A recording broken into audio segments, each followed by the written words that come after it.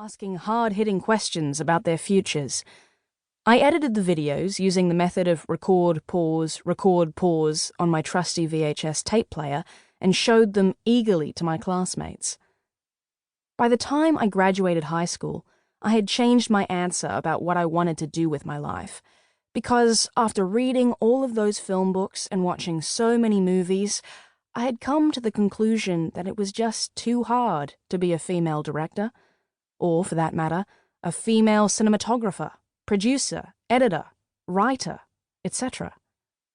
It seemed like the odds were so stacked against getting work in those jobs, and I wasn't sure I was strong enough to make it. So instead, I went to work in television, making my way slowly up the ranks in behind-the-scenes roles. All of that led to my real dream job. I'm now a film reporter who lives in Hollywood and makes a living talking about films, interviewing movie stars, and traveling the world to attend film festivals. I know, I'd be jealous of me, if I weren't already me. I actually didn't know this could be a real job when I was young, but when I think about it, I am still president of my own film club. I just use television, social media, and YouTube to plead my case for people to watch classic and independent movies. And I'm still interviewing people, only now with a real microphone. My original reason for wanting to be a director, to ignite a love of movies and others, is what I continue to strive for every day. This is exactly what I hope to do with this book, because amongst all of those film books I read when I was young, I didn't come across many stories of the women who worked in Hollywood. Their absence told me that film was exclusively a man's world, which is simply not true. This is not meant to be a complete history of women in Hollywood.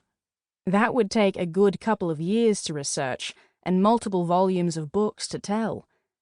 There are many women that I've had to leave out, and that was hard, but I wanted to describe the plight of women in film in a different way. I have handpicked a few stories about women from each era of American cinema. These women are inspiring in their accomplishments, and their stories are illuminating as far as what they've had to struggle against. Each story stands for a wider problem or a solution in Hollywood, with statistics and expert opinion weaved in. I'd like this to be a guidebook, an entry into the world of women in film. Some stories you may already know. Some you may be surprised by. You can flip directly to the story you want to read, or go from the beginning and work your way to the end. However you do it, I hope you will be as enamored of these ladies as I am, and join me in keeping the pressure on Hollywood to let more women in. Part 1. The Past. The First Pioneers, 1890s to 1920s. What if I told you that in the 1900s through to the early 1920s, there were more female filmmakers actively working at the top of Hollywood than there are today? Admit it. You're surprised. Everyone is when I tell them this, even people who work in the film industry. And here's more. During this time, half of all movies made in the United States were written by women. Many famous actresses ran their own production companies, and the first person to be titled film editor was a woman. The beginning of cinema, especially the silent era, offered more opportunities to women than we've seen since. So what happened? Let's start at the birth of cinema and go from there. The idea of moving pictures was born in the late 1870s, when photographer Edward Muybridge set up a series of cameras alongside a racetrack. Edward was trying to discover if horses lifted all 4 feet off the ground at one time while galloping. Spoiler alert, they do. In order to show the photos in quick succession, he made an early projector, to which he gave a catchy name, zoopraxiscope.